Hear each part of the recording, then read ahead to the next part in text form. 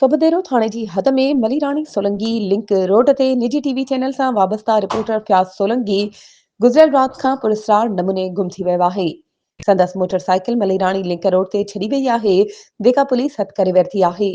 इतलाउ मिलण ते हिंगोजा ऐं सोबदेरो पुलिस वाक़े वारे हंधि पहुची वारसनि खां वाक़ियाती मालूमात वरिती। फयाज़ सोलंकी जे वारसनि मोहम्मद साले सोलंकी ऐं एडवोकेट इश्तियाक सोलंकी चयो त फयाज़ सोलंकी जा मोबाइल फोन बंदि आहिनि ऐं इन बाबति का बि ॼाण न मिली रही आहे।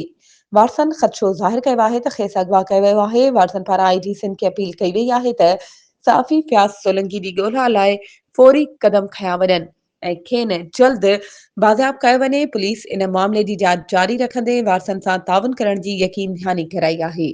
वधीक ख़बरुनि ऐं अपडेट्स जे लाइ असांजे चैनल खे सब्सक्राइब कयो ऐं हा, बेल आइकन खे प्रेस करणु न विसारिजो त जीअं असांजी हर नई अचण वारी वीडियो तव्हां ताईं पहुचे।